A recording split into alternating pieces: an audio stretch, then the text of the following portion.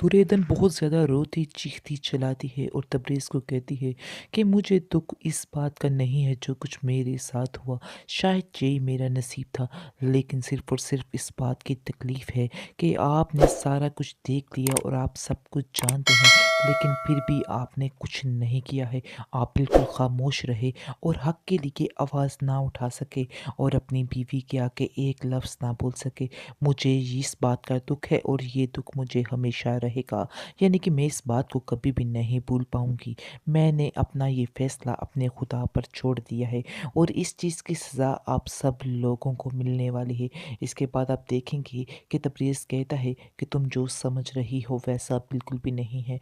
मैंने तो ऐसा कुछ भी नहीं चाहा था और ना ही मैं कभी ऐसा चाह सकता हूँ। कोई भी बाप अपने बच्चे के लिए इस तरह से नहीं सोच सकता है। तुम्हारा और मेरा दुःख बिल्कुल एक जैसा है, इसलिए तुम परेशान मत हो, सब ठीक हो जाएगा। लेकिन आप देखेंगे कि दुर्योधन जो है वो काफ़ी ज़्यादा गुस्से में है और कहती है कि तुमने अपने ऐश-ओ-इशरत के लिए अपनी और मेरी ज़िंदगी तबाह कर दी, अपने बच्चे को कत्ल करवा डाला, लेकिन ये सिर्फ़ और सिर्फ़ तुम्हारी ऐश के लिए था, क्योंकि तुम्हें बिल्कुल भी इन बातों की परवाह है ही नहीं थी और मुझे पता है कि तुम इन बारे में नहीं सोचते, तुम्हें सिर्फ पैसा ही अजीज़ है और पैसे के बारे में ही तुम सोचते हो और आप सब लोग पैसे के पुजारी हो। मैं आपसे कुछ कहना चाहती हूँ कि ये पैसा आपके पास सारी ज़िंदगी नहीं रहने वाला है। अपनी आखिरत को भी सँवारो। आप सब एक जैसे हो। तुम सुंबल की बात करते हो, लेकिन तुम भी उसके जैसे ही हो, क्योंकि तुमने भी पैसे की लालच की है और वो भी तुम्हारी लालच में ये सब कुछ कर रही है। दोनों ही नहायत लालची और खुदगर्ज़ लोग हो। मैं आप दोनों को कभी माफ़ नहीं करूँगी। मेरे सामने ऐसे मोड़ पर सब रिश्ते खुलकर सामने आ गए। जो कुछ मेरे साथ हुआ, आज मुझे पता चल चुका है कि कौन मेरे साथ मुखलिस है और कौन नहीं है। मुझे बहुत दुःख रहेगा तुम्हारे ऊपर, जो कुछ तुमने मेरे साथ किया है, क्योंकि मैं ऐसा कभी सोच ही नहीं सकती थी कि कोई बाप भी अपनी औलाद के साथ ये ज़ुल्म कर सकता है या करवा सकता है, क्योंकि वो सब जानते थे, यानी कि सुंबल जानती थी कि तुम कुछ भी नहीं कर पाओगे जब तुम्हें इस हकीकत का पता चलेगा, इसलिए उसने ये कदम उठाया है। अगर उसे ज़रा सा भी अंदाज़ा होता तो वो कभी भी ऐसा नहीं करती, इसलिए वो बड़ी ही दीदा दिलेरी के साथ ये सारा कुछ कर रही है और उसको बिल्कुल किसी बात का कोई भी खौफ नहीं है। इसलिए अब मुझे समझ आई है कि तुम भी उस चीज़ के हिस्सेदार हो, इसलिए मैं इस बात के लिए तुम्हें भी कभी माफ़ नहीं करने वाली हूँ। ये बात तुम भी अपने दिमाग से निकाल दो कि मैं तुम्हें कभी माफ़ करूँगी, क्योंकि मेरे अंदर अब इतनी हिम्मत, इतना हौसला नहीं रह गया है।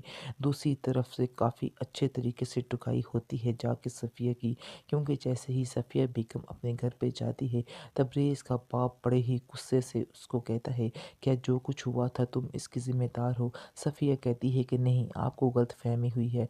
आगे से वो कहता है कि तबरेज़ ने मुझे सारा कुछ बता दिया है जो कुछ हुआ है। तो आगे से सुंबल के साथ मिलकर जो कुछ तुमने किया है, सारी हकीकत मेरे ऊपर खुल गई है।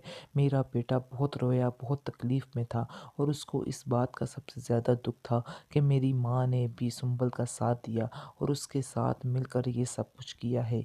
आप लोग क्यों इस तरह की हरकतें कर रहे हो?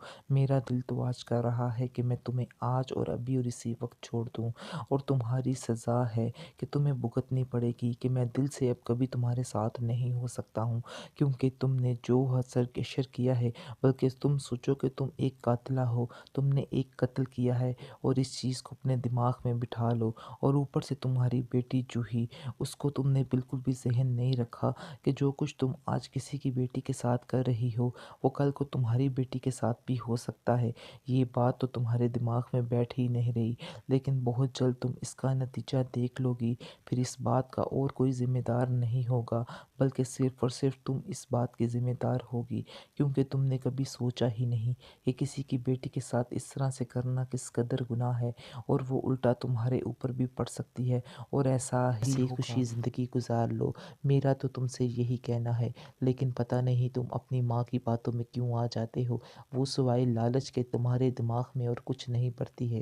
یہ میں تمہیں بات بار بار بتا رہا ہوں، آگے سے آپ دیکھیں گے۔ تبریز کہتا ہے کہ یہ میرا بھی ماننا ہے کہ پیسہ ہی بہت کچھ ہے، اس لیے میں اپنی منزل پانے کے لیے یہ سب کچھ کر رہا ہوں۔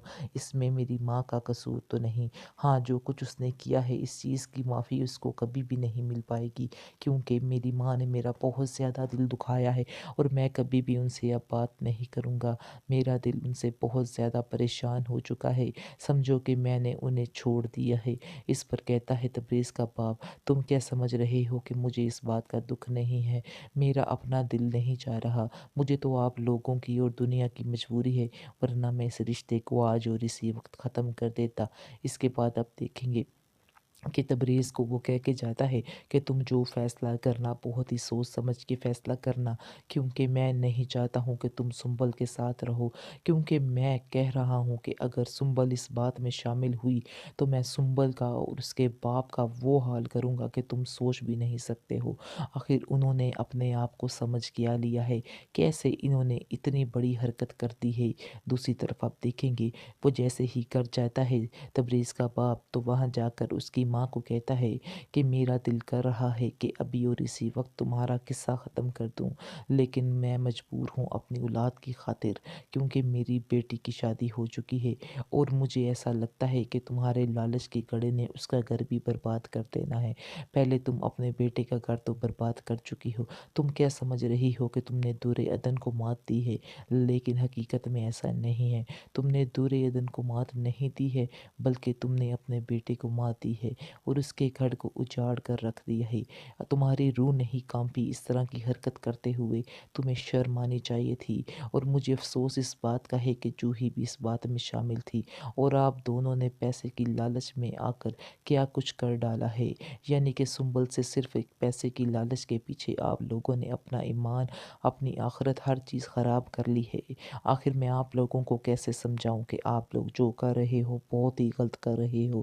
میں کیسے آپ لوگوں کو منع کروں، کیونکہ آپ لوگوں کے دماغ میں تو کوئی بات بیٹھی نہیں، صرف اور صرف پیسہ ہی چھایا ہوا ہے۔ اور تمہیں میں ایک بات بتا دے رہا ہوں کہ تم اپنی بیٹی کی زندگی بھی تباہ کر رہی ہو، بلکہ تم نے اپنی بیٹی کی زندگی بھی تباہ کر دی ہے، اور ان کا لالچ جن کے بارے میں جن کے لیے پیسہ اکٹھا کر رہی ہے، ان کا لالچ کبھی بھی نہیں بھرے گا۔ یہ بات میں آپ کو بار بار سمجھانے کی کوشش میں لگا ہوا ہوں۔ آج آپ نے جو دور عدن کے ساتھ کیا ہے، یہ آپ کو کل کو بھگتنا پڑے گا، اور یہ بات آپ لوگوں کے آگے ضرور آئے گی۔ یہ بات میں تمہیں لکھ کے دیتا ہوں، چاہے جو مرضی کر لو۔ آگے سے آپ دیکھیں گے کہ بڑی معافیاں تلافیاں مانگے گی تبریز کی ماں، اور کہے گی کہ مجھے معاف کر دو، مجھے تو بس سنبل نے کہا تھا تو میں نے ایسے کر دیا۔ آگے سے وہ کہے گا کہ سنبل نے نہیں کہا، بلکہ تمہارے اندر کے لالچ نے تمہیں اکسایا تھا، جس کی وجہ سے تمہیں یہ سب کچھ کرنا پڑا ہے۔